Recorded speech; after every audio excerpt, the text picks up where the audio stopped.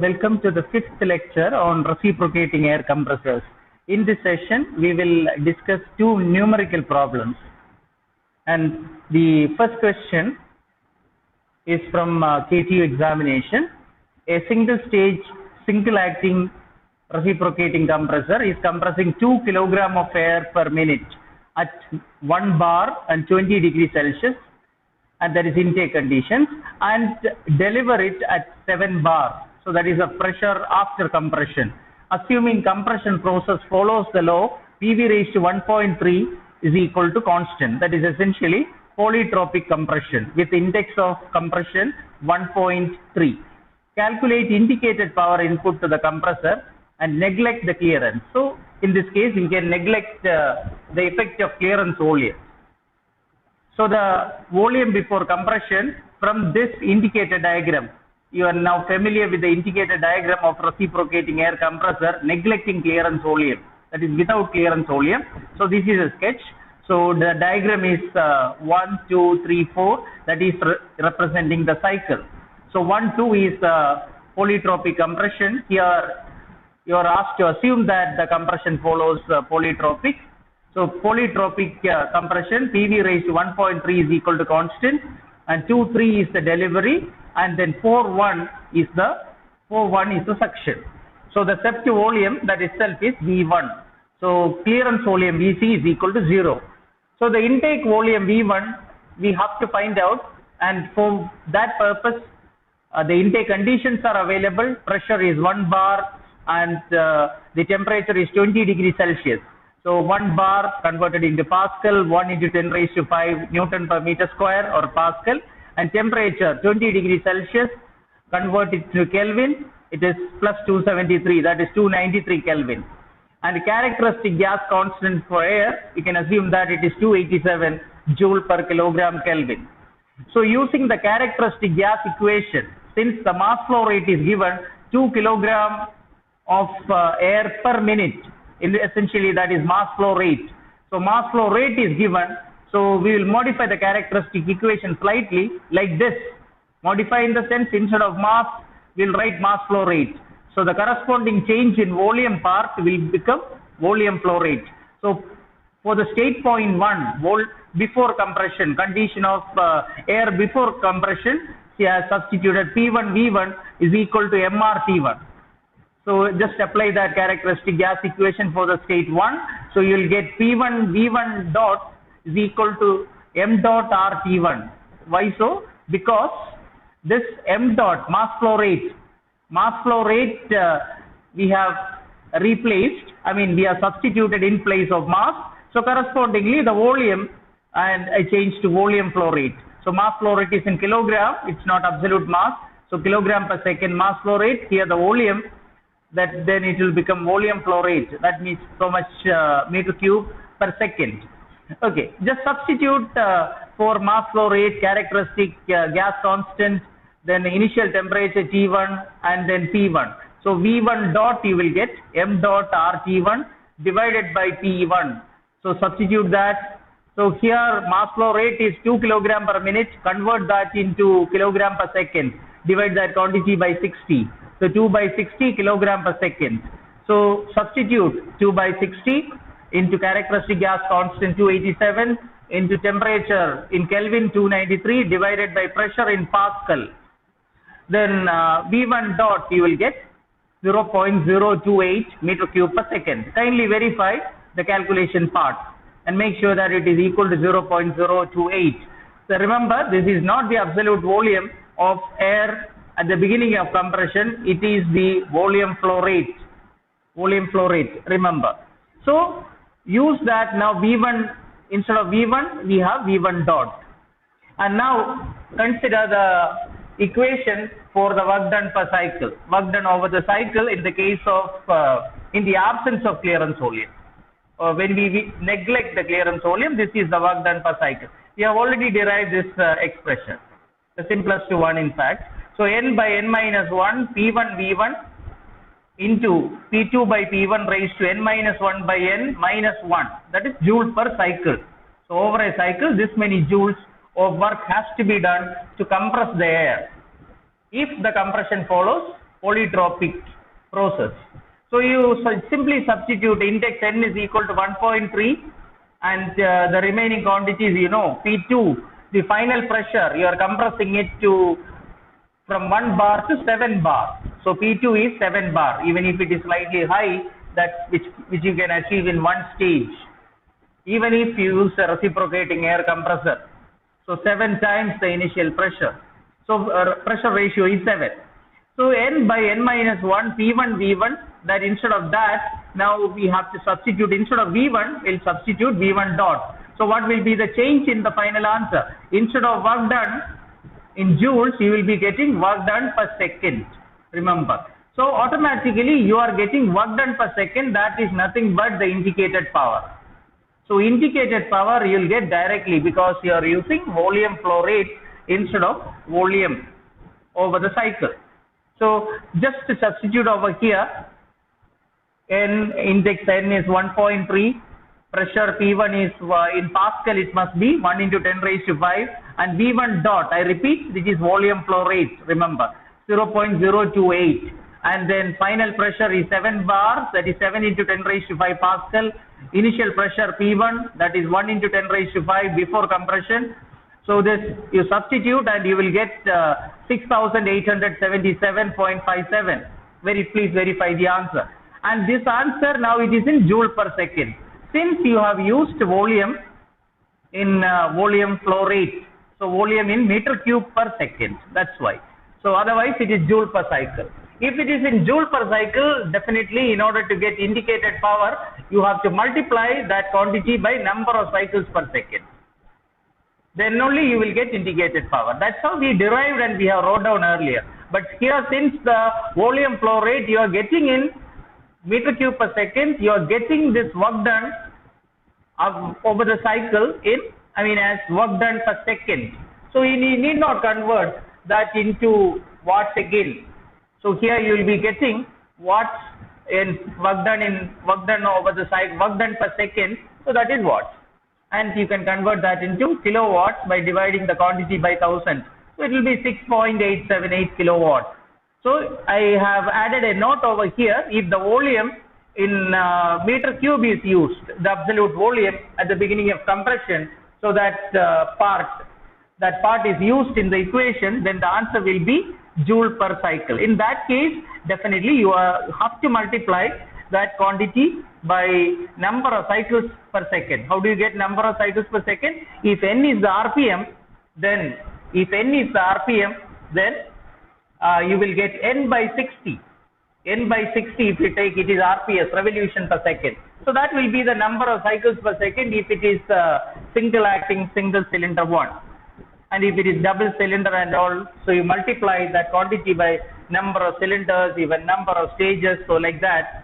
So you can find out that in that case the indicated power once you get the work done per cycle. So here directly you are getting the indicated power.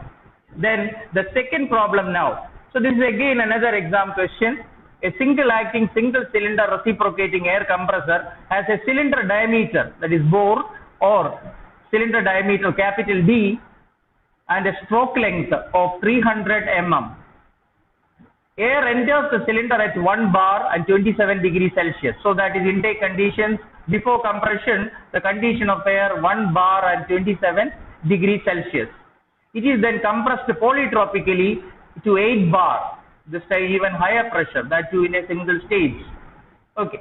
Then to the low, PV raised to 1.3 is equal to constant. So similar to the earlier case, PV raised to n is equal to constant, where n is equal to 1.3, the index of compression. If the speed of the compressor is 250 RPM, so the rotational speed of the compressor capital N in RPM is given, calculate the mass of air compressed per minute. In the previous question it was given in data and you are asked to find out the indicated power and all. But this time you have to finally find out the mass of air compressed per minute, and this, of course, the cylinder dimensions and all are given in order to find the stepped volume. Then the second part of the question is find the power required in kilowatts for driving the compressor. If mechanical efficiency is 80%, mechanical efficiency is given. and you must find out the power required in kilowatt to drive the compressor. So definitely what you require is a shaft power. Since the mechanical efficiency is given, you will be in a position to find out the shaft power directly. Shaft power you can get. Once you get indicated power, then you can get shaft power from the using mechanical efficiency. Cylinder dimensions are given. Cylinder diameter D is 0.2, 200 mm, 0.2 meter. Stroke length L is 0.3 meter, that is 300 millimeters given. Then intake condition, the pressure of air before compression, 1 bar, that is 1 into 10 raised to 5 Newton per meter square P1. Then T1 is 27 degrees Celsius. Convert that into Kelvin, plus 273 will give you 300 Kelvin. Then clearance volume, neglect clearance again. This is again another problem in which you neglect clearance volume. So clearance volume is 0, then V1 is equal to Vs. I haven't drawn the PV diagram, but that PV diagram is similar to the earlier one. So V1 is equal to Vs. You can draw the same sketch over here as PV diagram, the one without clearance volume. Then V1 is equal to the Sefton volume. How do you find out that Sefton volume? V1 here it is equal to Vs itself, that is pi by 4 d square L. Pi by 4 d square L. So diameter and length, stroke length you can substitute and you will get volume 0.009425 meter cube. See, this volume is absolute now, and it is not as in the previous case where you had meter cube per second. There it was volume flow rate, now it is absolute volume of, in fact it is a Sefton volume. And this is the case, the clearance volume is neglected.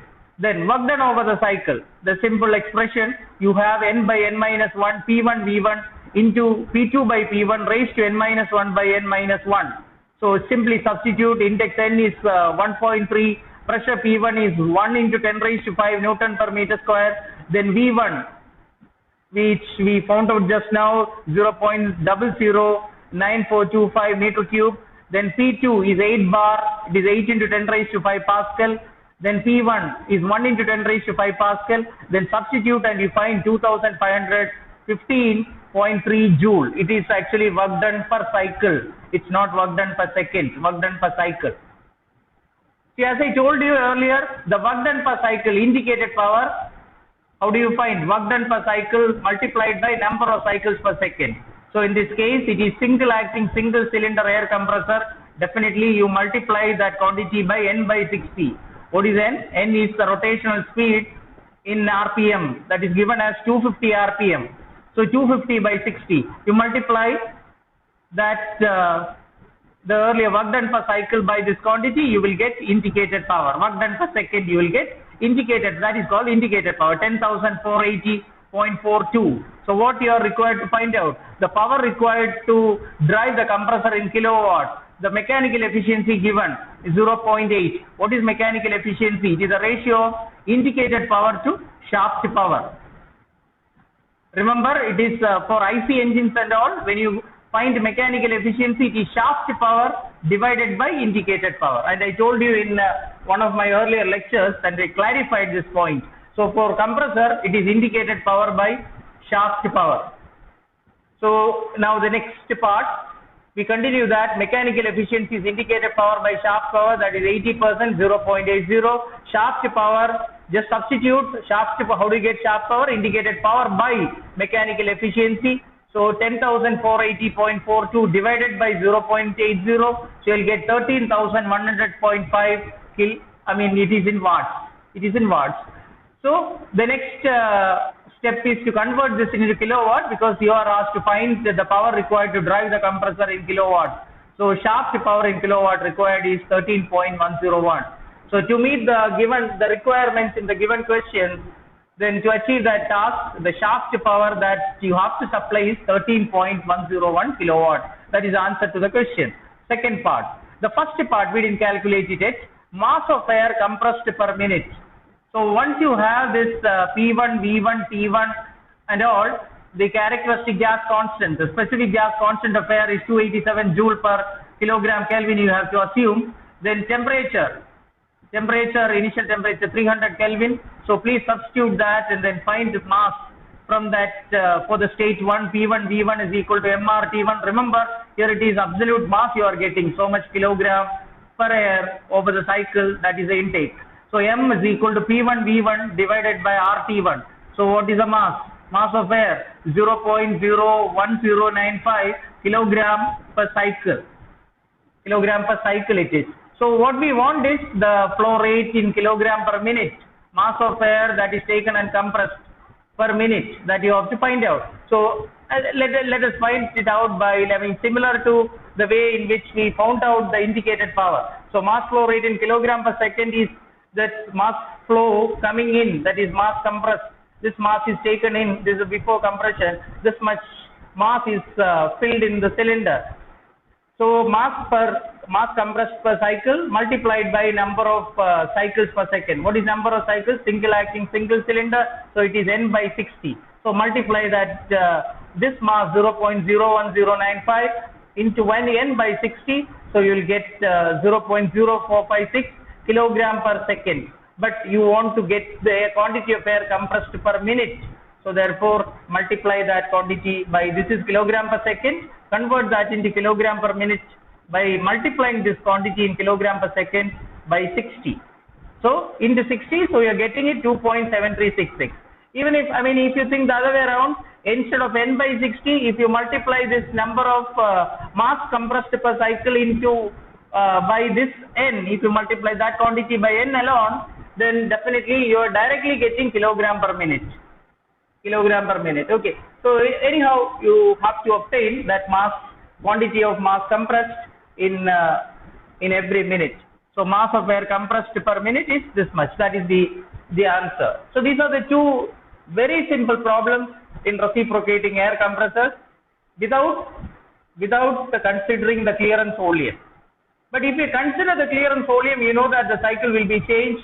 The effect of clearance volume will be creeping in, and there will be volumetric efficiency concerns and all, and that we will discuss in the next session. Happy learning. Thank you very much.